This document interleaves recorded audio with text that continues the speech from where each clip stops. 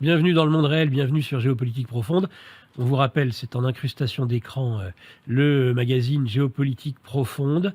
Vous y retrouvez les meilleures plumes. Par ailleurs, dans les émissions de débat du lundi, mardi, jeudi et vendredi, ainsi que dans les émissions d'ailleurs de La France Réelle.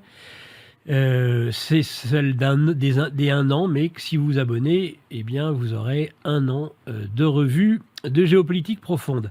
Bien, je reçois aujourd'hui, bonjour, François Martin. Bonjour, mon cher Nicolas, je suis très, très heureux d'être là. Et bienvenue donc dans ce monde réel et dans la géopolitique française. Géopolitique Profonde TV. Alors, voilà. On a regardé ensemble le générique de GPTV. Oui. C'est un exercice obligé de chacun de mes invités, en tout cas quand ils viennent la première fois, c'est de leur poser cette question de ce qui me semble, moi, être quelque chose qui structure, non pas le monde réel, mais en tout cas le monde médiatique. C'est une double injonction contradictoire. C'est-à-dire à la fois, eh bien, nous sommes en guerre, mais aussi, il ne faut pas avoir peur. Ce qui semble être un peu contradictoire. C'est pas contradictoire, c'est la même. Qu'est-ce que vous en pensez ? C'est la même. Hein. C'est la réponse de K dans... C'est la réponse de K dans le livre de la jungle. Il fait « Et confiance », ça veut dire en même temps, tu as toutes les raisons d'avoir peur, et puis calme-toi, parce que comme ça, je vais te bouffer plus tranquillement. Donc c'est ça la double injonction, en fait, elle n'est pas contradictoire. C'est deux façons d'aborder la même attitude par rapport au peuple, en fait, c'est ça. Mais alors elle fige un peu quand même dans la peur, parce que quand on ne sait pas... c'est ça, elle te dit en même temps, on te tétanise, et en même temps on te dit, voilà, reste tranquille, c'est K, voilà. C'est K. Il manque que les yeux là qui font que la personne est non seulement tétanisée, mais en plus, comment ça s'appelle, elle est prise sous la... Elle est hypnotisée, oui. Elle est hypnotisée, oui, c'est l'hypnose, évidemment, du serpent. Voilà, c'est ça. C'est bien comme ça que je vois les choses. À mon avis, c'est une façon tout à fait crédible de les voir. Alors, cette géopolitique dont on va parler aujourd'hui, je vais vous citer parce que je pense que si vous aviez même un blason, ou en tout cas quelque chose que vous aimez mettre en exergue, en particulier, François Martin, c'est cette fameuse formule d'Henri Lacordaire. C'est ça. C'est un sermon à la chaire de Notre-Dame. On va la citer dans son entier, parce que souvent, elle est tronquée, elle est intéressante dans son ensemble. Je le cite, c'était en 1848 ou 1855. « Sache donc ceux qui l'ignorent, sache les ennemis de Dieu et du genre humain, quelque nom qu'ils prennent, qu'entre le fort et le faible, entre le riche et le pauvre, entre le maître et le serviteur, c'est la liberté qui opprime et la loi qui affranchit. » Déjà, j'aimerais que vous nous livriez, parce qu'en surplomb de la géopolitique, il y a une philosophie politique, et vous avez évidemment une philosophie politique qui vous inspire, François Martin. Nous donner un petit peu votre version et votre explication de cette formule de Lacordaire. Je trouve qu'elle est absolument typique. Je dirais que la modernité, depuis la Révolution française et après, a essentialisé et à la question de liberté. Or, quand on voyage dans le monde entier, on s'aperçoit que la liberté n'est pas du tout la valeur principale qui est demandée par les peuples, c'est la protection. Parce que la première chose qu'on demande, c'est d'avoir des chefs qui soient forts pour empêcher que vous soyez volés par les riches, par les mafias, par la police, par tout le monde, lorsque vous êtes petit. Donc, la justice, la notion de justice, qui est primordiale dans la verticalité, par rapport à la verticalité du pouvoir, confère Saint-Louis sous son chêne, elle est attachée à la protection, qui elle-même est attachée d'ailleurs qui est attachée à la force. À la force. C'est ça qui compte d'abord pour faire nation, pour faire une nation. Et nous avons inventé la liberté parce que, à mon avis, je vais dire quelque chose qui va peut-être étonner les gens. La démocratie est une invention des riches, en fait. C'est une invention des riches. La meilleure preuve de ça, c'est que dans son livre magistral, en 2 tomes, de Régine Pernoud, l'histoire de la bourgeoisie en France, elle explique que au moment de l'instauration de la Troisième République, en 70, je crois que c'est septembre 70, me semble-t-il, on installe les bureaux de vote uniquement dans les chefs-lieux de canton pour que les paysans puissent pas voter. Et on interdit le vote aux femmes pour pas qu'elles votent comme leur curé. C'est-à-dire qu'au moment où on instaure la démocratie, on instaure la démocratie pour les riches, pour les bourgeois, pour les puissants des riches et pas pour les autres. Donc c'est déjà vicié au départ et c'est un projet politique qui n'est pas un projet naturel. Je pense que le projet de la royauté est un projet naturel, mais le projet de la démocratie n'en est pas forcément un, sauf quand, comme le général de Gaulle a voulu le faire, en fait, il instaure une démocratie véritablement au suffrage universel, de telle sorte que ça ne soit pas seulement les puissants qui puissent voter, mais effectivement tout le monde, et qu'en même temps, il assume, lui, la verticalité du pouvoir qui permet la protection des pauvres par rapport aux riches. Alors François Martin, donc c'est ça l'idée en fait générale. On va parler de ça, mais moi j'aimerais qu'on précise peut-être les concepts de liberté et le concept de loi, parce que la loi dont vous parlez, c'est pas la loi positive. Lacordaire, lui d'ailleurs, ne parlait pas d'une loi positive, qui est une loi horizontale. Vous parlez de verticalité.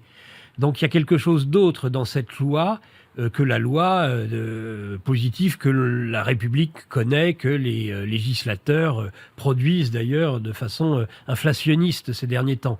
Et je pense que vous n'êtes pas hostile, par ailleurs, à la liberté en tant que chrétien, bien sûr, liberté de la créature. Bien Il sûr. faut peut-être préciser ces concepts, parce oui. que vous avez beaucoup de libéraux qui disent oui, on nous fait un faux procès. Et d'ailleurs, cette formule de Lacordaire, elle est utilisée aussi bien par des marxistes que par des souverainistes, que par des chrétiens sociaux. Voilà, mais je pense que le piège, il vient du fait qu'on fait de la liberté, et on a voulu faire de la liberté, c'est le cas des libéraux également, une valeur absolue. Oui, c'est-à-dire qu'on veut faire en sorte que l'homme soit au service de la liberté et pas la liberté au service de l'homme.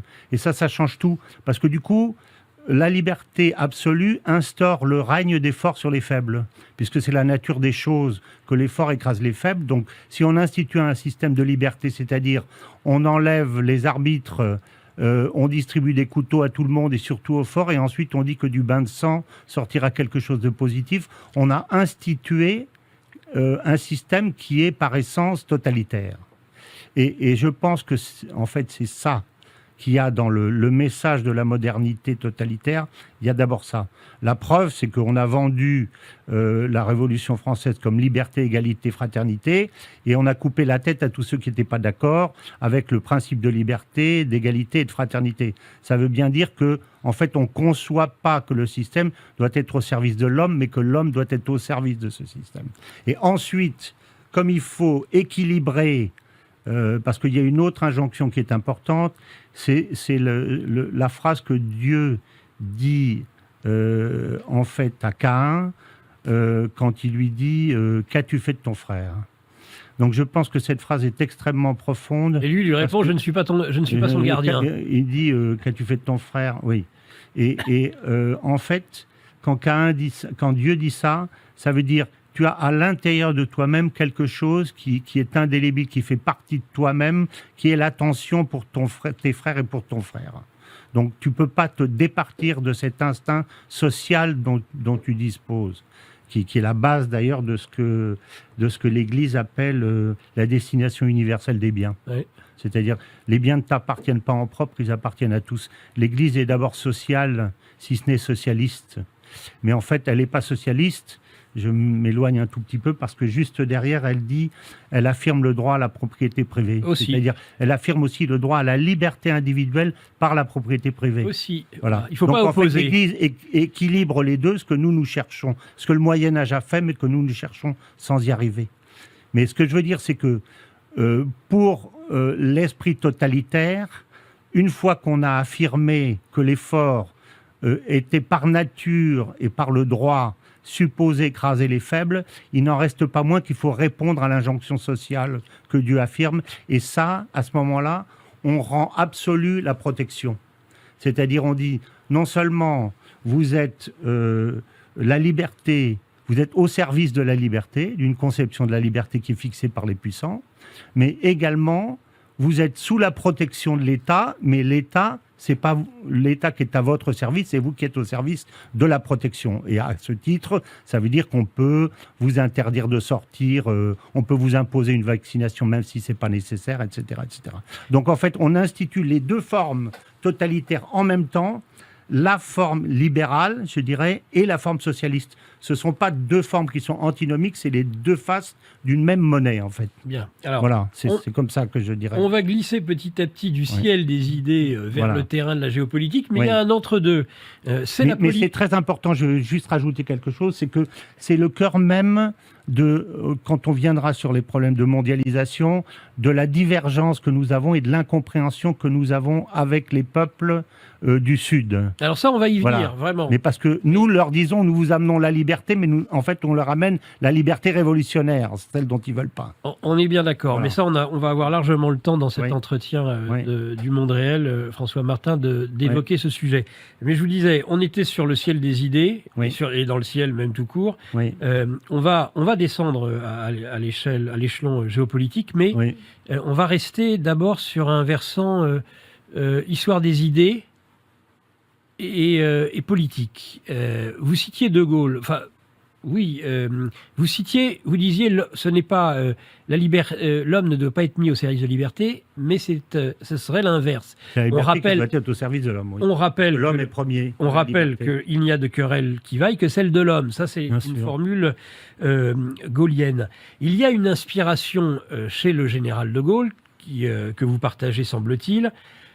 Parmi les origines de la pensée gaulienne, de la troisième voie gaulienne, il y a le catholicisme social. Lacordaire l'amenait. On peut même dire que l'élément le plus achevé de ce catholicisme social après-guerre en France, c'est pas les chrétiens démocrates, c'est le gaullisme, justement, dans son expression. Voilà. Alors, d'abord, sur le plan de politique, général, et puis après, on va aller bien sûr vers la troisième voie gaulienne en matière internationale. Mais d'abord, déjà, sur l'inspiration qui est importante chez vous, que vous fondiez, on parlait au début, le nouveau conservateur ou les Terrias, il y a une inspiration gaulienne dans tout ce que vous pouvez dire, écrire. Oui, bien sûr. Il y a une inspiration gaulienne dans son double aspect, l'aspect international et l'aspect français. Politique et sociale, économique. Au moment de la mort récente de Philippe de Gaulle, un de ses fils, pas Pierre de Gaulle, mais un des autres fils, a dit qu'il était détesté par les élites et adoré par les peuples. Et on retrouve cette caractéristique chez tous ceux qui sont des dirigeants qui ont à cœur de préserver, de faire grandir les peuples véritablement. Parce que, justement, ils s'opposent à cette liberté qui opprime, à cette anomie qui est supposée opprimer, qui laisse les droits aux riches. Cet équilibre ne peut passer que par une contention d'efforts pour libérer les faibles. Et ça, forcément, ça s'oppose aux projets, par ailleurs, qui sont ceux des gens qui veulent voler, piller l'État, comme j'en ai vu dans toutes mes pérégrinations africaines, et ailleurs, pas seulement en Afrique, mais dont on pourra donner quelques exemples, parce que c'est véritablement... Le système oligarchique est vraiment une caractéristique fondamentale. Et aujourd'hui, on ne sépare pas assez les démocraties et les pseudo-démocraties qui sont en réalité des systèmes oligarchiques qui pillent. Voilà. On reste sur cette influence sur le catholicisme social. Donc, pour résumer, c'est donc l'attention primordiale au peuple et aux petits. Non pas comme des gens qu'il faut protéger seulement, mais comme les gens qui sont la racine de l'État et de la nation sur le plan culturel, mais aussi sur le plan économique. Je vous rappelle la loi qui a fait chuter le général de Gaulle, qui était la loi sur la participation, parce que une de ses obsessions, c'était que effectivement les fruits de la croissance, que les faibles aient une partie des fruits de la croissance par la loi. L'association du capital du travail. Voilà, tout absolument. Ce qui a été complètement mis, que Sarkozy a remis un peu comme ça, mais comme un alibi, mais qu'on a complètement laissé tomber. Alors De Gaulle, c'est aussi un homme, vous parlez de système totalitaire, qui a combattu, on va dire, toute sa vie, ou qui a été confronté ou en but toute sa vie à des totalitarismes. Le premier d'entre eux, évidemment, c'est le nazisme. C'est le chef de la France libre en 1940. Oui. Et puis ensuite, vous avez le De Gaulle qui est confronté à deux immenses systèmes d'oppression. Oui. D'ailleurs, sa pensée prophétique qui lui survit aujourd'hui, n'avait pas la possibilité de s'exprimer pleinement à l'époque de cet affrontement Est-Ouest entre deux blocs, entre deux systèmes oppressifs, le bloc communiste, le soviétisme, le marxisme d'un côté, et puis ce capitalisme libéral, néolibéral, oligarchique et mondialiste. Il a moins critiqué parce qu'il était dans ce camp, parce qu'évidemment, il y avait le système soviétique qui était à côté. Mais il a tout de suite recherché une troisième voie, De Gaulle. Bien entendu. Il savait quel était le risque. Et je dois dire moi-même que lorsque l'Empire soviétique est tombé en 89 et en 91, les gens se sont réjouis partout en disant ça va être le règne de la liberté. Et moi, j'ai pensé dans mon fort intérieur, nous allons vivre des années extrêmement difficiles parce que l'équilibre des forces n'existe plus et on va avoir les lions se sont débarrassés des tigres et les lions vont se jeter sur les peuples et sur l'argent et sur les biens d'une façon éhontée. C'est ce qui s'est passé. C'est ce qui se passe encore d'une certaine façon. Le général de Gaulle, il a vous le dites d'ailleurs, dans plusieurs de vos écrits, j'ai retrouvé, il a un antidote au totalitarisme, à ce mondialisme. Il aurait répondu aussi à sa façon, à cette double injonction contradictoire, et il aurait répondu, il ne faut pas avoir peur, mais lui, dans ce discours du 18 juin, c'est assez génial d'ailleurs, vous le constatez, il va répéter 3 fois une formule qui est le pivot. De ses espoirs. Il y en a deux pivots, mais qui vont ensemble. Un pivot, c'est effectivement, il ne conçoit la France, il ne conçoit la politique, il ne conçoit la vie que religieuse, si je peux dire. Et quand il dit, c'est une remarque que j'avais faite à Éric Zemmour au début, lorsque je l'avais rencontré, il dit 3 fois... la France n'est pas seule. Ouais. Et le fait qu'ils le disent 3 fois, si c'était juste pour dire il y a les Américains qui sont derrière, qui nous amèneront l'argent, la puissance militaire et la puissance technique, il n'y avait pas besoin de le dire 3 fois. Non. Il le dit 3 fois parce que c'est une prière quelque part. C'est un appel à la providence. Donc la notion de la providence, pour lui, est non seulement une conviction personnelle, puisque c'est un chrétien, mais c'est aussi une caractéristique de la France telle qu'il la conçoit. La Madone aux fresques des murs. Il y a toujours une conception spiritualiste dans la vision du général de Gaulle, en permanence. Et on ne peut pas considérer aujourd'hui la survie de la France si on ne la conçoit pas dans cette ligne et dans cette pensée, à mon avis. Ce qui ne veut pas dire que les gens doivent se convertir au catholicisme, mais et c'est là qu'il y a une grande différence entre laïcité et laïcisme, c'est que en vérité, ce que la France conçoit officiellement comme une laïcité, c'est-à-dire la protection des religions, en fait, est un laïcisme, c'est-à-dire la suppression des religions et d'abord de la religion catholique, puisqu'il s'agit de créer un homme nouveau sur des bases nouvelles qui soient les bases de la bourgeoisie de l'époque, puisque c'est un système créé par la bourgeoisie et une révolution créée par la bourgeoisie pour se débarrasser de tout ce qui est d'ordre spiritualiste et ne garder tout ce qui est d'ordre matérialiste, en premier l'argent. Et vous appelez à la mise en place d'un euro numérique. Absolument. Nos élites déroulent leurs plans contre nous. Mais nous aussi on a des plans contre eux. Déjà au travers de nos émissions avec une revue de presse économique pour faire le point avec vous, puis dans notre revue mensuelle avec des analyses financières et des solutions de décentralisation, et surtout dans notre stratégie anti-CBDC. Plus de 3 heures de contenu exclusif et gratuit pour apprendre concrètement à préserver votre épargne. Au programme, protection anti-crise, anti-banque, anti-État et bien d'autres solutions. Le temps joue contre nous, mais on peut se défendre.